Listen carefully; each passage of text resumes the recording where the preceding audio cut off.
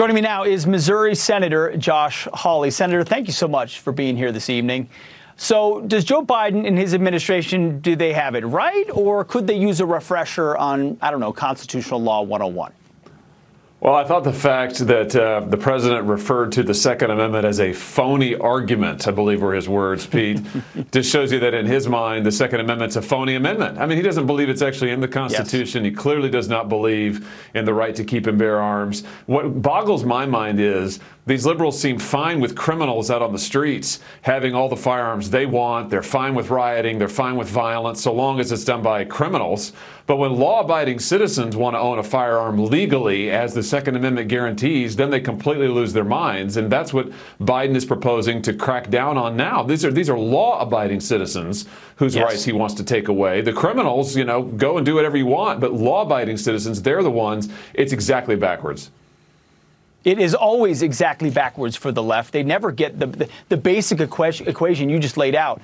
But here's another angle. Joe Biden, he tried to make it sound like his gun grab will solve all of America's problems. Listen to this. Today, we're taking steps to confront not just the gun crisis, but what is actually a public health crisis. For a fraction of the cost of gun violence, we can save lives, create safe and healthy communities, and build economies that work for all of us. Senator, this must feel like deja vu for you. So it's a COVID bill that's not really about COVID. It's an infrastructure bill that's not really about infrastructure. And now it's a gun bill that's about a public health crisis or safe and healthy community. Help me out. What are they really trying to do? Well, this is really about confiscating weapons. I mean, this is what the left has wanted to do for a long time. This is what half the presidential candidates or more on the Democrat side ran on just a year ago in their primaries. And at the end of the day, the only way to make work what Biden and the others want to do and the legislation they propose is to have a national gun registry and ultimately to take away firearms from law-abiding citizens. That is where this is headed. That's what many of them have been open. Many Democrats have been open about wanting to do.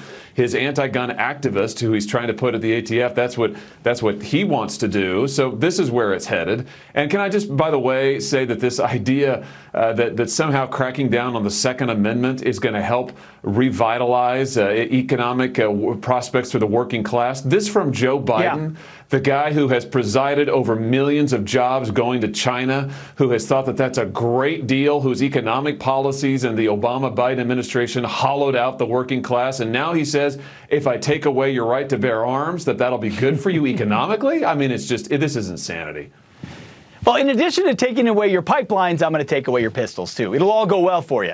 Don't worry about that. It's all good. Senator, I got to ask you, though, because you've talked a lot about what's happened down in Georgia, the way in which Major League Baseball and other woke corporations have rallied behind the sort of calls of racism, Jim Crow 2.0 from Joe Biden. You've called for them to be busted up. What needs to happen when it comes to election integrity and the way in which big corporations are ganging up to get their way?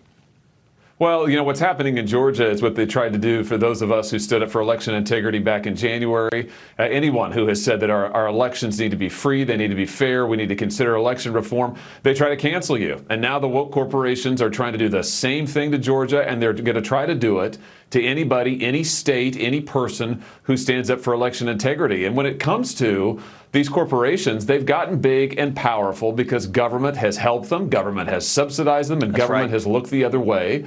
And it's time to bust them up. I mean, listen, Republicans used to be the party of trust busting. We believe in free competition. We believe in robust competition. We don't believe in protecting monopolies.